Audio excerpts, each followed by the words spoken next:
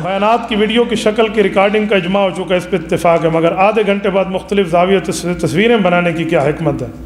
تو بھائیو تصویریں نہیں بنائی گئی تھی، یہ بھی آدھے گھنٹے بعد آپ کی ویڈیو بنائی گئی ہے تاکہ جو میری طرف کیمرہ لگا ہوا ہے وہ مجھے دکھا رہا ہے، جو آپ کی طرف جا رہا ہے وہ مجمع کو دکھا رہا ہے۔ آپ کہیں گے مجمع دکھانا ضروری کیوں ہے؟ تو ترہبون بہ عدو اللہ وعدوکم بھی تو ہے نا، اللہ اور اپنے دشمن کو صرف مارنا نہیں ہے، یرکانا بھی تو ہے نا، اس کو یرکا کے بتائیں گے کہ اتنی بڑی امت ماشاءاللہ آپ کے لیے دلائل تیار کر رہی ہے، تو آپ بھی دلیل میں ہیں، ہم بھی دلیل میں۔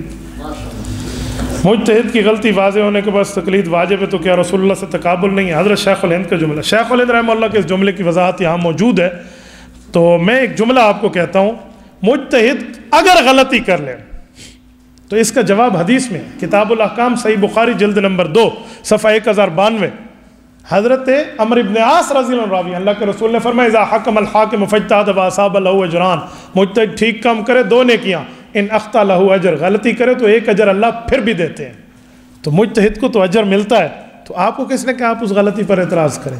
نمبر 2 کہ شیخ الہند فرماتے ہیں حق امام شافعی کے ساتھ ہے تو اس مسئلے میں، لیکن ہم امام صاحب کی تقلید واجب ہے۔ میرے دوستوں میں ایک بات آپ کو کر رہا ہوں، امام صاحب رحمۃ اللہ علیہ کے مسئلے کے مقابلے میں جو امام صاحب شافعی کے لیے شیخ الہند رحمہ اللہ نے فرمایا کہ وَالتَّرْجِیحُ أَنَّ لِلشَّافعی، کہ ترجیح یہ ہے کہ امام صاحب رحمۃ اللہ علیہ کا مسلک یہ، لیکن امام شافعی کے مذہب کو ترجیح ہے، تو اس ترجیح سے مراد حق و باطل کا اختلاف نہیں ہے بلکہ بہتر اور بہترین کا اختلاف ہے، ایک بہتر اور ایک بہترین، لیکن کہا کہ پھر بھی ہم محبت ہے امام صاحب رحمۃ اللہ علیہ کی بات کو مانیں گے۔ کیوں؟ بعض اوقات عقیدت میں اجران کو چھوڑا جاتا ہے، اجرن کو لیا جاتا ہے۔ آپ کہیں گے کیسے؟